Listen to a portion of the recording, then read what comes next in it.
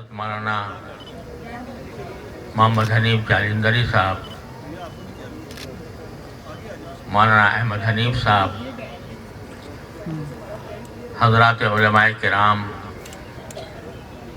معزز حاضرین، خواتین و حضرات، السلام علیکم ورحمۃ اللہ تعالی وبرکاتہ۔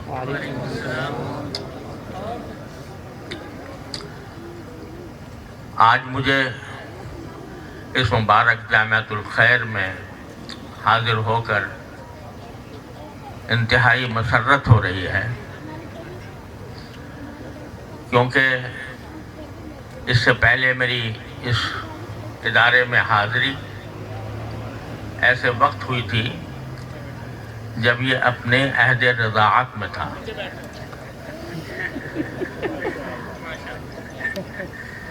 اور اس موقع پر دل سے یہ دعا نکلی تھی کہ اللہ تبارک و تعالی اس کو علم کا، تعلیم کا، دین کا ایک عظیم مرکز بنائے۔ آج الحمدللہ ان کوششوں کا ثمرہ اور نتیجہ چند لمحوں میں ہمارے سامنے آیا، جس سے دل باغ باغ ہوا کہ اللہ تعالیٰ کے فضل و کرم سے اس مختصر مدت میں یہ ادارہ اب عہد رضاعت سے عہد شباب تک پہنچ گیا، اور عہد شباب میں ایسی اولاد پیدا کی ہے جس کا نظارہ آپ نے دیکھا کہ ایک طرف ماشاءاللہ وہ قرآن کریم کے حفظ کی دولت سے مالا مال ہے، اور دوسری طرف جن کو عصری مضامین کہا جاتا ہے اس میں بھی اللہ تبارک و تعالیٰ نے ان کو تکمیل کی توفیق بخشی ہے، اور دنیا کے مشہور جو کیمبرج سسٹم ہے، انگلش میڈیم کے تحت ان حضرات نے تعلیم حاصل کی ہے۔ ابھی کچھ دن ہوتے ہیں کہ مجھ سے ایک حکومت کے ایک بڑے ذمہ دار سے میری ملاقات ہوئی۔ بعض صوبوں میں الحمدللہ قرآن کریم کی تعلیم لازم کی گئی ہے، اور یہ بہت خوشائند اقدام ہے جو در حقیقت 14 اگست 1947 ہی کو ہو جانا چاہیے تھا۔ اس میں بڑی تاخیر ہوئی، لیکن بعض صوبے ایسے ہیں کہ جنہوں نے ابھی تک اس کی طرف قدم نہیں بڑھایا۔ میں ان سے بات کر رہا تھا کہ آپ اس کو جلد از جلد خود اپنے صوبے میں بھی اس نظام کو نافذ فرمائیں، اور بچہ جب میٹرک تک پہنچے تو میٹرک تک پہنچنے سے پہلے پچھلے پرائمری کے 5 سالوں کے اندر کم از کم ناظرہ قرآن اس کا پورا ہو جائے۔ تو وہ کہنے لگے کہ دوسرے مضامین کے ساتھ قرآن کریم کی 5 سال میں تعلیم بہت مشکل معلوم ہوتی ہے۔ میں نے عرض کیا کہ آپ کے سرکاری مسائل کے ساتھ آپ کو یہ 5 سال میں ناظرہ قرآن پڑھانا مشکل معلوم ہوتا ہے، آپ ہمارے اداروں میں جائیے جو مدارس دینیہ نے قائم کیے ہیں۔ یہ اللہ تعالیٰ کا کرم ہے کہ مدارس دینیہ نے کوئی جہت ایسی نہیں چھوڑی جو امت کی ضرورت ہو، اور اس کو مدارس دینیہ نے کسی نہ کسی شکل میں پورا نہ کیا۔ یہ کام جو در حقیقت حکومتوں کا تھا کہ وہ نظام تعلیم ایسا قائم کرتے کہ جب بچہ تعلیم مکمل کرتا تو وہ ایک طرف قرآن کریم کا حامل ہوتا، قرآن کریم کا عامل ہوتا، اور دوسری طرف دنیا کے تمام علوم و فنون کا بھی جامع ہوتا ہے۔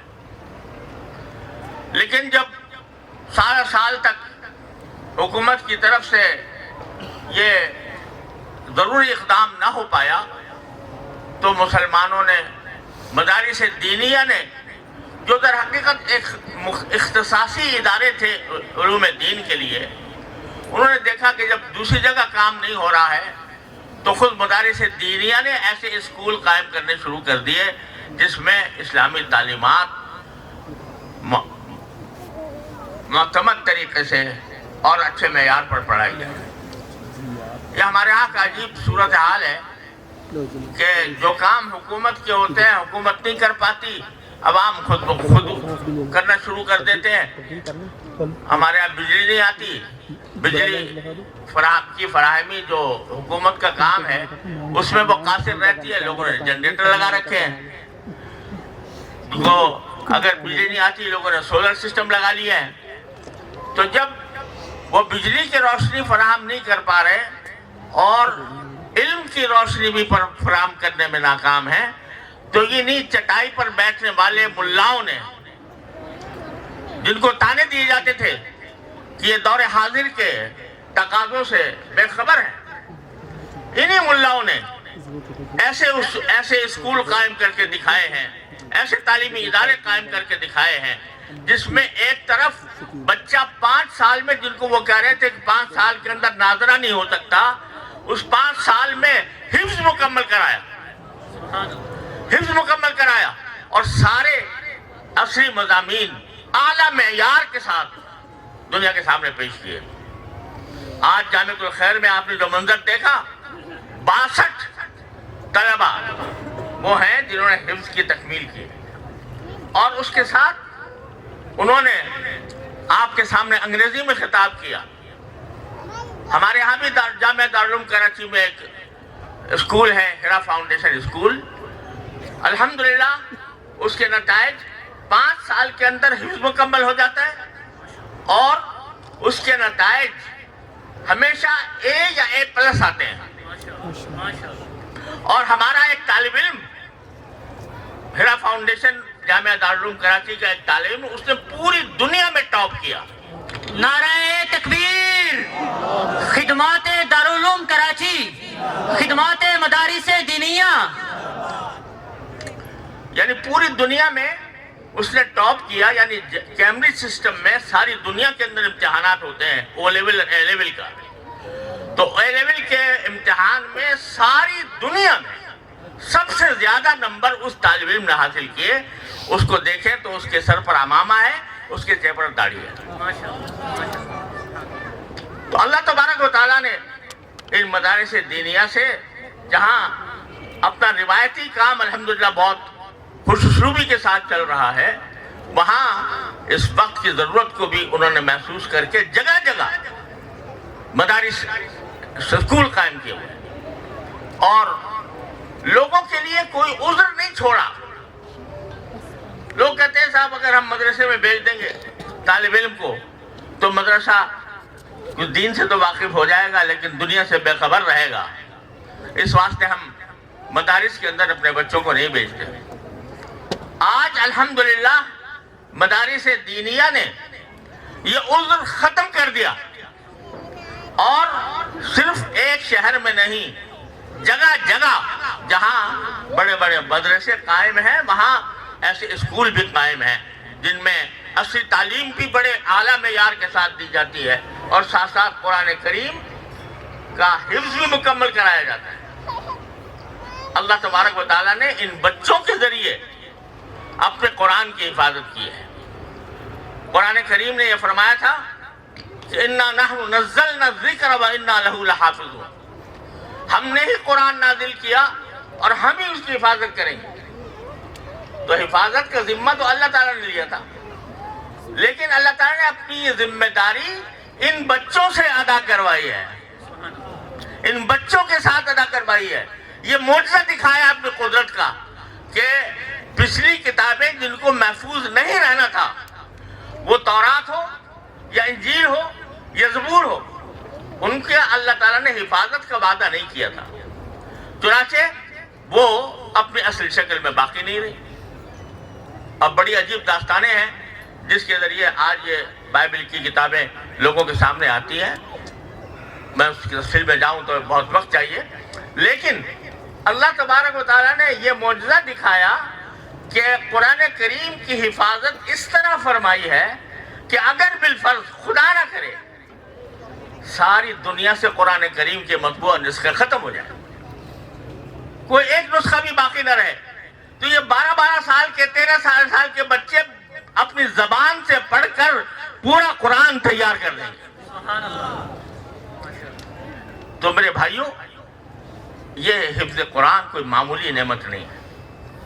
یہ اللہ تعالیٰ نے جو ذمہ داری اپنے اوپر لی تھی، اس ذمہ داری کا ذریعہ اب اللہ تعالیٰ نے ان بچوں کو بنایا ہے.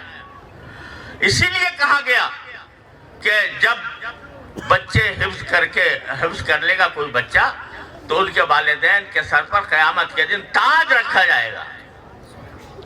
ان کے والدین کے سر پر تاج قیامت کے دن آخرت میں.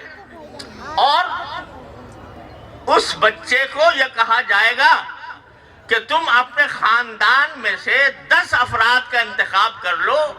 یہ 10 افراد ایسے 10 افراد جو جہنم میں جانے والے تھے، تم سفارش کرو گے سب کو جنت میں بھیج دیں گے. اللہ تبارک و تعالیٰ نے یہ مقام دیا ہے ان بچوں کو. یہ اعلیٰ اور عرفہ مقام دنیا کی کسی تعلیم میں حاصل نہیں ہو سکتا جو اللہ تعالیٰ نے حفظ قرآن کے اندر عطا فرمایا. ہم افسوس ہے کہ آج 75 سال ہمیں پاکستان کو قائم کیے ہوئے ہو چکے، لیکن جن مقاصد کے تحت وہ قائم ہوا تھا ابھی بہت تشنہ تکمیل ہے. نظام تعلیم ہمارا ایسا ہے، سرکاری اسکولوں میں جاؤ تو تعلیم کا فقدان ہے. اساتذہ پڑھانے کے لیے آتے نہیں، خالی پڑے ہوئے ہیں، عمارتوں کے کواڑ ٹوٹے ہوئے ہیں، پانی نہیں ملتا، اور اس طرح لوگوں کو ان تعلیمی اداروں میں بجائے کارآمد بنانے کے بیکار بنایا جا رہا ہے. اللہ تعالیٰ نے اپنے فضل و کرم سے یہ کچھ ادارے اس مقصد کے لیے قائم فرمائے ہیں. تو اب قوم کا بھی کچھ فریضہ ہے. قوم کا فریضہ یہ ہے کہ وہ اپنے بچوں کو دینی تعلیم و تربیت سے اس طرح آراستہ کریں کہ آگے چل کر وہ امت کی رہنمائی بھی کرے اور خاندان کے لیے سرمایہ افتخار بھی ہو. آج پتہ نہیں کتنی مرتبہ مجھے ایک مہینے میں پتہ نہیں کتنی مرتبہ لوگوں کی شکایت ملتی ہے کہ جی ہمارا بچہ نافرمان ہو گیا، ہمارا بچہ ہم نے اس کو اعلیٰ تعلیم کے لیے مغربی یونیورسٹیوں میں بھیجا تھا، لیکن اب وہ ہماری بات ہی نہیں مانتا. تو اکبر الہآبادی نے تو مرحوم نے اس زمانے میں کہہ دیا تھا کہ ہم ایسی سب کتابیں قابل ضبطی سمجھتے ہیں، ہم ایسی سب کتابیں قابل ضبطی سمجھتے ہیں کہ جن کو پڑھ کے بیٹے باپ کو خپتی سمجھتے ہیں. تو آج یہ منظر ہمیں نظر آ رہا ہے. اس پر بڑا فخر کیا جاتا ہے میرا بیٹا اعلیٰ تعلیم کے لیے فلاں جگہ بھیج دیا گیا ہے، اور وہ تنہا وہاں پر رہ کر وہاں کے معاشرے سے متاثر ہو کر وہ مغربی رنگ میں رنگ جاتا ہے. اس کو خدا کا پتہ نہیں، اس کو رسول کا پتہ نہیں، وہ نماز کی ٹکر مارنے کو تیار نہیں، اور والدین بعد میں آ کے روتے کہ جی ہم نے بھیجا تھا لیکن ہاتھ سے نکل گیا بیٹا. تو کیوں ہوا ایسا؟ اس لیے کہ آپ کی ذمہ داری تھی کہ اپنے بچوں کی صحیح تعلیم و تربیت کریں. ماں کی آغوش سب سے پہلا مدرسہ ہوتا ہے کسی بچے کے لیے. وہ ماں، ایسی ماں جو بچوں کو لوریوں میں بھی درس دیا کرے، جو لوریوں میں درس دے. ایسی مائیں ہوتی تھیں کہ جو دودھ پلانے تلاوت کیے بغیر دودھ نہیں پلایا کرتی تھی بچوں کو، اس لیے کہ وہ چاہتی تھی کہ قرآن کریم کا نور ان کے سینے میں منتقل ہو. اللہ تعالیٰ نے ان سے کیسے لوگ پیدا کیے، آج نہ ماں کو فکر ہے نہ باپ کو فکر ہے کہ میرا بچہ وہ آگے چل کر کیا بنے گا. اتنا تو ضرور ہے کہ بھئی تھوڑی سی اس کو ڈگریاں دلوا دی، لیکن ڈگریاں دلوانے کے بعد بے شک وہ ماسٹر بن گیا، وہ گریجویٹ بن گیا، وہ پی ایچ ڈی ہو گیا، وہ ماسٹر کہلانے لگا، لیکن صحیح انسان بھی بنا کہ نہیں، مسلمان بھی بنا کہ نہیں، یہ تصور ذہنوں سے اوجھل ہوتا جا رہا ہے. تو میرے بھائیوں اور بہنوں، یہ جو اجتماع ہوتے ہیں ویسے تو عام طور پر یہ سمجھا جاتا ہے کہ یہ رسمی نوعیت کا اجتماع ہے. اب مدرسے نے کچھ پیداوار کی ہے، اس کو اسناد دینے ہیں، اس کی ہمت افزائی کرنی ہے، اس کے لیے رسمی جلسے منعقد ہو جاتے ہیں. لیکن حقیقت میں یہ جلسے ایک پیغام ہے پوری امت کے لیے کہ ان بچوں کی طرح اپنے بچوں کو بناؤ جو ایک طرف حفظ قرآن کی دولت سے مالا مال ہے اور دوسری طرف جو علوم کے دوسرے شعبے ہیں ان کے اندر بھی انہوں نے معیاری تعلیم حاصل کی ہے. یہ فکر جب تک ماں باپ کے اندر پیدا نہیں ہوگی اس وقت تک ہمارے معاشرے کے مسائل حل نہیں ہوں گے. حکومت بھی اسی کی مانتی ہے کہ جو عوام کا ایک ہجوم لے کر اور اس کے اوپر چڑھ جائے. ہمارے انگریز کے زمانے سے افسوس ہے کہ انگریز کے زمانے سے آج تک یہی طرز عمل آتا ہے کہ عقل اور دلیل کی بنیاد پر اگر کوئی بات ہم سے آ کر کہو وہ رڈی کی ٹوکری میں ڈال دی جائے گی. لیکن اگر ہمارے ساتھ تم ایک مجمع لے کر آ جاؤ جو پتھر برسائے، جو سنگماری کرے، جو جلاؤ گھیراؤ کا کام کرے، جتنا تکڑا جوتا لے کر آؤ گے اتنا ہی تمہاری بات مان لی جائے گی. یہ ایک مزاج ہے جو انگریز کے زمانے سے چلا تھا اور افسوس ہے کہ آج تک قائم ہے. ہم آج جب اپنے دینی مدارس کے بارے میں کوئی یہ نہیں کہتے بھائی ہمیں پیسے دے دو ہمارے دینی مدارس کے چلانے کے لیے، ہم یہ نہیں کہتے کہ ہمارے دینی مدارس کو کوئی امداد دے دو. ہم نہ صرف یہ کہ امداد آپ سے مانگتے نہیں، اگر آپ دیں گے بھی تو نہیں لیتے، لینے کے لیے تیار نہیں ہے. صرف اتنی بات ہے کہ بھئی ہمیں رجسٹریشن کرا دو ایسے کہ جس کے بعد ہماری آزادی اور خود مختاری برقرار رہے. صرف اتنا مطالبہ ہے. لیکن یہ مطالبہ مولانا حنیف جالندری پوری تاریخ ہے اس بات کی کہ کون سے سن سے یہ گفتگو آپ کی چلتی رہی ہے؟ 1980 سے بیٹھتے ہیں، معقولیت سے بات کرتے ہیں، دلائل دیتے ہیں، کوئی اعتراض ہوتا ہے تو اس کا جواب دیتے ہیں، معقولیت کے ساتھ سمجھانے کی کوشش کرتے ہیں. لیکن مسئلہ آج بھی 1980 سے لے کر 2022 میں وہی کر رہا ہے.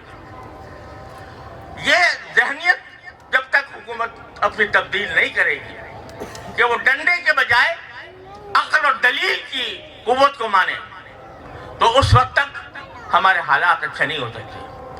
اور جب تک ہمارے عام بہن بھائی وہ اس کی اہمیت نہ سمجھے کہ ہم جو بچے تیار کر رہے ہیں یہ ہمارے لیے صدقہ جاریہ ہے.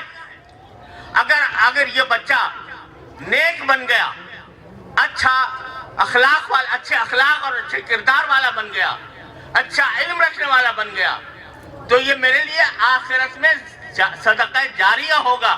جب تک یہ زندہ رہے گا اور جب تک اس کا کوئی مفید کام دنیا کے سامنے آئے گا اس کا ثواب مجھے ملتا رہے گا. اگر میں ایک ایسی اولاد چھوڑ کر جا رہا ہوں جو بے دین ہے، جو ملحد ہے، جو سیکولر نظریات کی حامل ہے تو اس کا بال بھی میری گردن پر ہے کہ میں نے اس کی تربیت صحیح طریقے سے انجام دینے کی کوشش نہیں کی.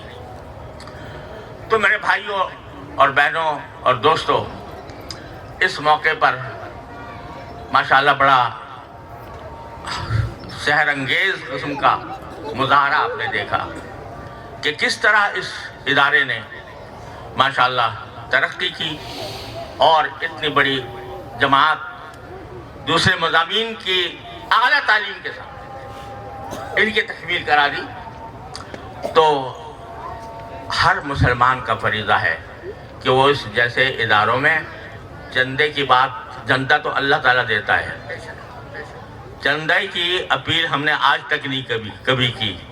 یہ ادارے اللہ تعالیٰ چلاتا ہے. جب ہم سے پوچھتا ہے کوئی شخص کہ بھائی تمہاری آمدنی کہاں سے ہوتی ہے، واللہ ہمارے پاس جواب نہیں ہے کہ کہاں سے آتی ہے، صرف اللہ تبارک و تعالیٰ دیتا ہے. اس لیے ہم کبھی چندے کی اپیل بھی نہیں کرتے.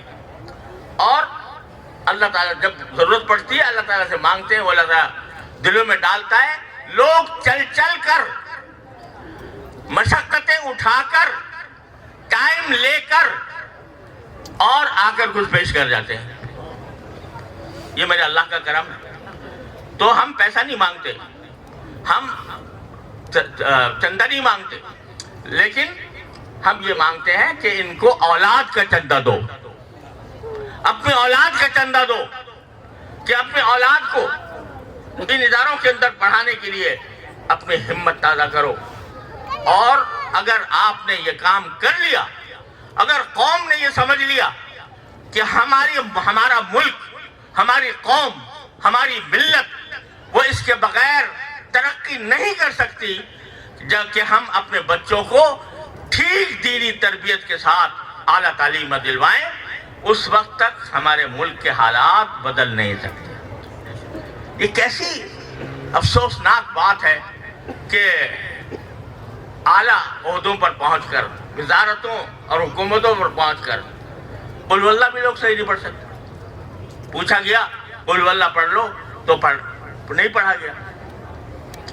تو بھائی یہ اس قدر افسوسناک صورتحال ہے. اور اصل کا کام تو یہ حکومت کے کرنے کا تھا، لیکن الحمدللہ یہ ادارے یہ بیڑا لے کر اٹھے ہیں. اللہ تعالیٰ ان کو کامیابی سے ہمکنار فرمائے. میں اس موقع پر اس پیغام کے ساتھ حضرت مولانا محمد حنیف جالندری مدد اللہ کو اور ان کے ہونہار اور فاضل صاحبزادے مولانا احمد حنیف کو، جنہوں نے اس ادارے کا اہتمام سنبھالا ہوا ہے، تہہ دل سے مبارکباد پیش کرتا ہوں اور دعا کرتا ہوں کہ اللہ تبارک و تعالیٰ ان کو صدق و اخلاص کے ساتھ دین اور دنیا کی خدمت کے لیے اس ادارے کو مزید ترقی دینے کی توفیق عطا فرمائے اور اس کو دن دونی رات چوگنی ترقی حاصل ہو، اور یہاں آ کر قوم کے افراد، قوم کے فرزند وہ پکے اور سچے مسلمان بن کر جائیں. اب تو مسلمان ہونا دوسری نمبر پر بات ہے، انسان بننا بھی، انسان بننے کا بھی قحط ہو گیا ہے. آج دیکھو ہماری جو ملت کے رہنما ہیں وہ کیسی زبان بول رہے ہیں، کیسے الفاظ استعمال کر رہے ہیں، کن کن اسالیب میں وہ ایک دوسرے پر گولہ باری کر رہے ہیں. یہ کسی مسلمان کا شیوا تھا؟ یہ کسی انسان کا شیوا تھا کہ وہ ایک دوسرے کے اوپر اس طرح بمباری کریں؟ یہ اس وجہ سے کہ دین ان کے رگ و پے میں نہیں سمایا. اخلاق، رسول کریم صلی اللہ علیہ وسلم نے فرمایا تھا انما بعثت لاتمم مکارم الاخلاق، مجھے بھیجا ہی اس لیے گیا ہے تاکہ اخلاق کے مکارم کو میں مکمل کر کے دکھاؤں کہ ایسے ہوتے ہیں اخلاق. یہ میں نے صحابہ کرام چھوڑے ہیں، 1,24,000 صحابہ کرام، جن کے بارے میں ڈنکے کی چوٹ آپ نے فرما دیا کہ اصحابی کا نجوم ایہم اقتدیتم اقتدیتم. میں نے اپنے صحابہ ستاروں کی طرح چھوڑے ہیں، ان میں سے جس کی بھی خدا کر لو گے ہدایت پا جاؤ گے. رسول کریم صلی اللہ علیہ وسلم کی تشریف آوری کا مقصد یعلمہم الکتاب والحکمہ ویزکیہم، تعلیم بھی کتاب کی، قرآن کریم کی، بلکہ 4 مقاصد بیان فرمایا، یتلو علیہم آیاتہ ویعلمہم الکتاب والحکمہ ویزکیہم. تلاوت کرنا قرآن کریم کی آیات کی نبی کریم صلی اللہ علیہ وسلم کا ایک پہلا منصب تھا. تلاوت، یہ جو آج لوگ کہتے ہیں کہ بغیر سمجھے تلاوت کرنے سے کیا فائدہ، طوطے مینا کی طرح رٹا دیا گیا، وہ معنی سمجھتے نہیں. تو فائدہ کیا ہے؟ یہ قرآن کریم سے اور نبی کریم صلی اللہ علیہ وسلم کے مناسب نبوت سے جہالت اور غفلت کی دلیل ہے۔ آپ کا پہلا منصب یہ بتایا کہ لوگوں کے سامنے آیات تلاوت کریں، اور حکم دیا فِإِذَا قَرَأْنَاهُ فَاتَّبِعْ قُرْآنَهُ، جب جبریل امین آپ کے پاس قرآن کریم کی تلاوت کریں تو آپ انہی کی تلاوت کے طریقے پر آپ بھی تلاوت کریں، جس سے علم تجوید پیدا ہوا، قرآن کریم کو صحیح طریقے سے پڑھنے کا۔ دنیا کی کسی ملت میں، کسی قوم میں علم تجوید کی کوئی نظیر آپ کو نہیں ملے گی۔ کوئی علم، کوئی زبان، اس میں کوئی ایسا علم نہیں ہوتا جو یہ کہے کہ بھئی اے کہاں سے نکلے گی اور بی کہاں سے اور سی اور ڈی کہاں سے نکلے گی، اور اس کا مخرج کیا ہوگا اور اس کی صفات کیا ہوں گی۔ یہ اللہ تعالیٰ نے قرآن کریم کی حفاظت کے لیے اور فَاتَّبِعْ قُرْآنَهُ کی تعمیر کے لیے علم تجوید کی بنیاد ڈالی، جس سے کہ آج الحمدللہ قرآن کریم صحیح پڑھا جاتا ہے۔ یہ بذات خود یہ نعمت ہے، بذات خود ایک نیکی ہے، اور اس کے ایک حرف پڑھنے پر 10 نیکیاں اللہ تبارک و تعالیٰ لکھتے ہیں۔ تو یہ تھا۔ پھر یعلمہم الکتاب الگ، تلاوت الگ، اور کتاب اللہ کی تعلیم الگ، یعنی وہ الگ مقصد ہے، اور کتاب اللہ کی تعلیم یعنی اس کے مضامین کو ذہن نشین کرانا الگ مقصد ہے۔ پھر وہ بھی کافی نہیں، حکمت بھی سکھائی رسول کریم صلی اللہ علیہ وسلم نے، جسے بتا دیا کہ حکمت اور عقل کی عقلی اعتبار سے اگر کسی چیز کا جائزہ لینا ہو تو معیار صرف رسول اللہ صلی اللہ علیہ وسلم کی ذات ہے۔ جو آپ فرمائیں وہ حکمت ہے، کوئی اور فلسفی اگر کوئی اور فلسفہ لے کر آئے وہ حکمت نہیں ہے۔ حکمت وہ ہے جو نبی کریم صلی اللہ علیہ وسلم لے کر تشریف لائے، یعلمہم الکتاب والحکمہ۔ اور پھر اس پر بھی اکتفا نہیں، تلاوت بھی سکھا دی، کتاب اللہ کی تعلیم بھی دے دی، اس کا مطلب بھی سکھا دیا، حکمت کی باتیں بھی سکھا دی۔ یہ بھی کافی نہیں، وَيُزَكِّيهِمْ، اور ان کے اخلاق کو پاک صاف بنائے۔ یہی 4 چیزیں ہیں جو ہمارے مدارس اور اسلامی اسکول جن فرائض کو ادا کر رہے ہیں، وہ الحمدللہ یہ 4 چیزیں ہیں۔ اس کی اہمیت سمجھنے کی ضرورت ہے۔ اللہ تبارک و تعالیٰ اپنے فضل و کرم سے ہمیں صحیح راستے پر رکھے اور ان اداروں کو مزید ترقیات ظاہری اور باطنی عطا فرمائے۔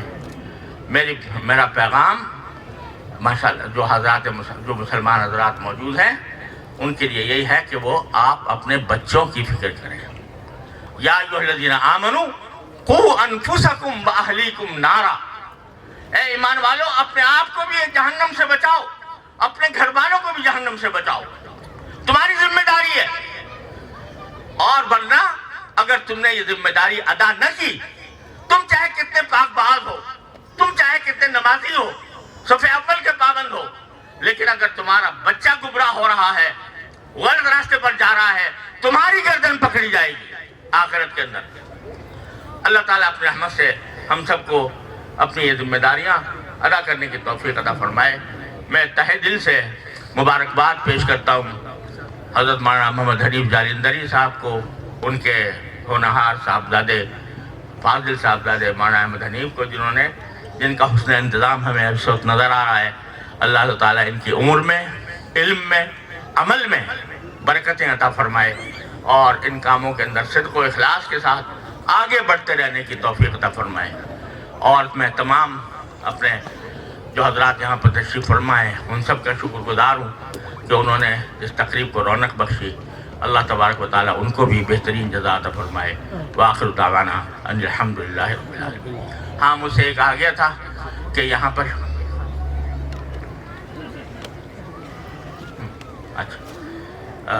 اجازت حدیث کا سچی بات تو یہ ہے کہ میں اہل ہوں نہیں، لیکن محض تعمیل حکومت تحصیل سعادت کے لیے کہ جتنے علماء دور حدیث کے طالب علم کسی بھی مدرسے کے ہوں، کل میں نے پرسوں جامعہ اشرفیہ کا شاید لفظ بول دیا تھا تو مجھے شکایت ملی کہ آپ نے صرف جامعہ اشرفیہ کے طلباء کا نام لیا، لیکن میں اب کہتا ہوں جامعہ اشرفیہ ہو یا کسی بھی اور مدرسے کے طلبہ ہوں دور حدیث کے یا موقوف علیہ کے یا جو اساتذہ خواہش مند ہوں، میں ان کو اپنی تمام مرویات کی اجازت دیتا ہوں۔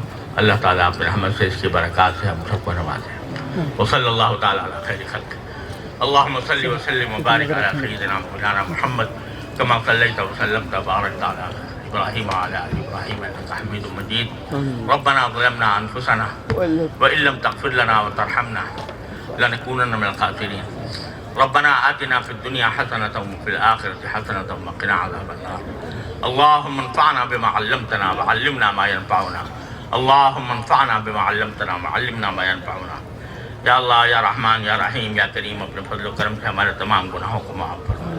یا اللہ ہمارے تمام چھوٹے بڑے اگلے پچھلے خفیہ علانیہ ہر طرح کے گناہوں کو معاف فرما۔ یا اللہ یا رحمان یا رحیم یا کریم، اپنے فضل و کرم سے ہمیں اپنے اولاد کو صحیح تعلیم و تربیت دینے کی توفیق عطا فرما۔ یا اللہ یہ ادارہ جو اسی مقصد کے لیے قائم کیا گیا ہے، اللہ اس کو ظاہری اور باطنی ترقیات عطا فرما۔ ان کو صدق و اخلاص کے ساتھ دین اور مسلمانوں کی خدمت کی توفیق عطا فرما۔ ہر طرح کے شر سے اس کی حفاظت فرما، حاسدین کے حسد سے، نظر بد سے اے اللہ اس کی حفاظت فرما، اور اللہ اس کو خالص اپنی رضا کے خاطر دین اور علم دین کی خدمت کی توفیق عطا فرما۔ یا اللہ یا رحمان یا رحیم یا کریم، ہمارے سارے مسلمانوں کو اپنے اولاد کی تعلیم و تربیت کی طرف متوجہ فرما۔ یا اللہ یا رحمان یا رحیم، ہمارا ملک اس وقت طرح طرح کے بحرانوں کا شکار ہے، اقتصادی بحران بھی ہے، سیاسی بحران بھی ہے۔ اے اللہ ہم اپنی منزل سے بہت دور چلے گئے ہیں اور اس کی وجہ سے اے اللہ ہم مصائب کے عالم کا شکار ہیں۔ یا اللہ یہ سب ہماری گناہوں کی سزا ہے۔ یا اللہ ہماری مغفرت فرما دے۔ یا اللہ ہماری شامت اعمال کو دور فرما دے، ہمارے ملک کو ترقی اور استحکام عطا فرما، اپنے اصل مقصد وجود کی طرف لوٹنے کی توفیق عطا فرما۔ یا اللہ پاکستان کی حفاظت فرما۔ یا اللہ پاکستان کی عبادت فرما۔ یا اللہ دنیا پاکستان کی اس لیے دشمن ہے کہ وہ اسلام کے نام پر قائم ہوا، اس لیے دشمن ہے کہ وہ ایٹمی طاقت بن گیا، اس کو یا اللہ اس کے اتحاد کو پارا پارا کرنے کی فکر میں دشمن لگے ہوئے ہیں۔ اے اللہ اپنے رحمت سے، اپنے فضل و کرم سے ان کے سازشوں کو ناکام بنا دے اور پاکستان کو صحیح معنی میں اسلامی فلاحی مملکت بننے کی توفیق عطا فرما۔ ہمارے عوام، زعماء، حکام سب کو ہدایت فرما۔ یا اللہ ہم سب کی ہدایت کا سامان فرما دے۔ یا اللہ یا رحمان یا رحیم یا کریم، اپنے فضل و کرم سے ہمارے تمام مسائل عافیت کے ساتھ حل فرما دے۔ یا اللہ حضرت مولانا مفتی محمد رفیع عثمانی صاحب رحمۃ اللہ تعالی علیہ اور حضرت مولانا جلیل الرحمن انوری صاحب کا انہی زمانے میں انتقال ہوا، اے اللہ ان کی مکمل مغفرت فرما، ان کے درجات بلند فرما۔ یا اللہ ان کے خیر کو جاری اور ساری رکھیے۔ یا اللہ حضرت مولانا حنیف جالندری صاحب بھی کافی عرصے سے عدالت کا شکار رہے، اس کے باوجود ماشاءاللہ جوانوں کی طرح کام کرتے ہیں، جوان بھی جوان ہے ابھی ماشاءاللہ، اور اسی طرح کام بھی کرتے ہیں۔ تو اللہ تعالیٰ ان کے کاموں میں برکت عطا فرمائے، صحت و قوت کاملہ عطا فرمائے، اور ہر طرح کے شر سے ان کی حفاظت، برائے نظر بد سے حفاظت فرمائے۔